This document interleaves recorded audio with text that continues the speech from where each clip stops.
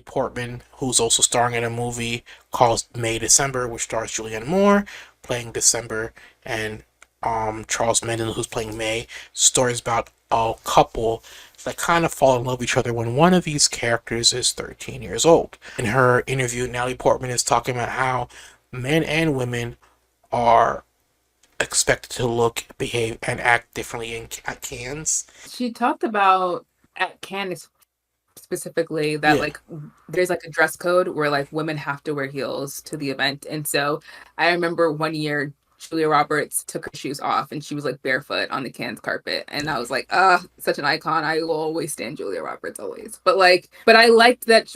But I think what she's saying is like, why are there rules for women, but not rules for men? Like men can come yeah, however they like. I mean, assumingly they have to wear black tie, but if they don't, it's not really like a statement. Like Jennifer Lawrence showed up can yesterday or the day before wearing like flip flops or something. So like I don't know.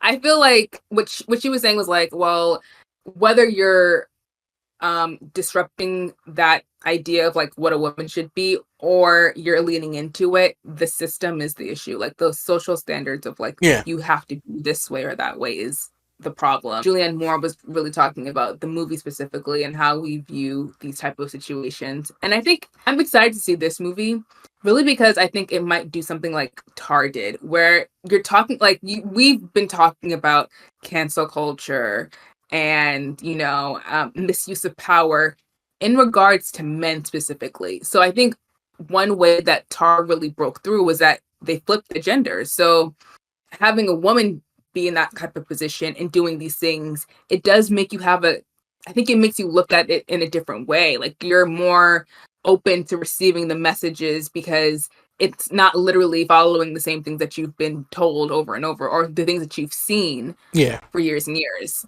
So I think it'll be interesting to see this. I'm actually really interested to see like what this movie is going to be. It still sucks that for people to understand how, you know, how power dynamics work or can be pushed into those negative spaces, it has to be a woman doing it. I was looking at a story about like standing ovations and like what they mean because that's really been in the forefront of the news every time there's been news stories coming out of the film festival. It's been like, okay, this movie got 9 minutes or that movie got 5 minutes or whatever, and like there's already like a prejudgment of like, well, if this movie got this amount of numbers, that means it's really good, and if it didn't, then that means it's not great.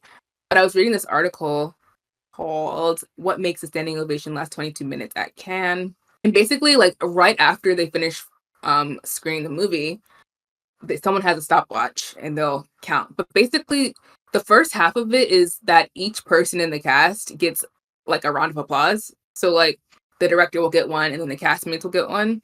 So that it also factors into the standing O. So it's not just like, oh, we are standing because we think this movie is amazing, but it's also out of like etiquette. Like we have to stand and applaud for the people who were in the film that we just watched. Mm-hmm. Reviews for Dial of Destiny, which is a new Indiana Jones movie, were mixed, but it had a long standing ovation.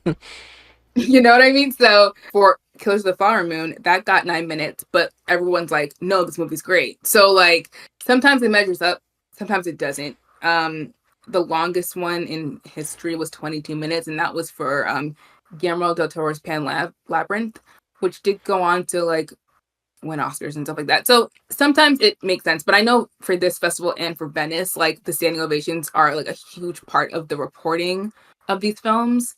And I was just wondering, like, okay, well, does this actually factor in terms of like, is this movie good? And also, some of these movies are, they're there so people can buy them, so they can be acquired, so they can, be shown. So I wonder if that factored in to people's decisions or if it's just like a traditional thing and it's it's for the vibes of Cannes. It's like you must stand and clap. These things matter in terms of like first impressions, but whether it translates to the merit of the film is, I guess, still to be discovered. I don't know. It's not clear. I do think if a movie is screening at Cannes, like your Harrison Ford pictures or whatever, or even I think Mission Impossible is playing at Cannes as well, those movies should be in the out of competition section. Like you've had the budget, you already have the Hollywood budget. You have I the think they are.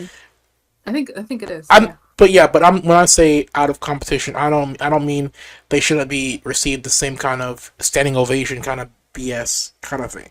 I think those kind of moments should happen naturally and Mm. should be for those films that don't have the big name actors or whatever or the big draw. I think that it's okay to have variety in terms of what you're showcasing. So you can have something like Sundance or Telluride, Yeah. which is much more smaller and focused on like those really independent films, and you can have bigger film festivals like Venice Yeah. or Toronto because that's also a huge one. And Cannes where it's you can have those films that are looking for distribution, but also that are glitzy and also like really nice events to attend.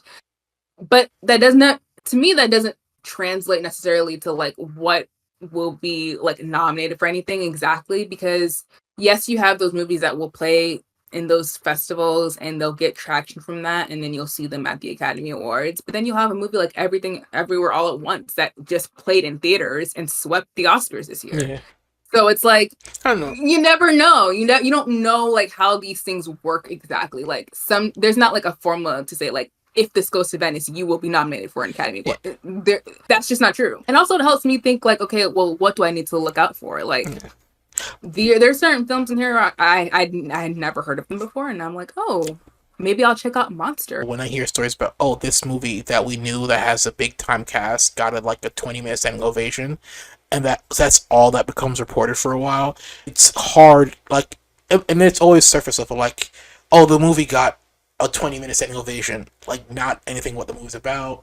No, no, it's just oh, prior to the screen, after the screening of this, audiences applauded, and then there's a picture of the actor graciously bowing and stuff like that, and it's pontificating about the movie, not telling me anything, and then I have to like search to find out about any other news about all the smaller pictures. That's all I'm saying.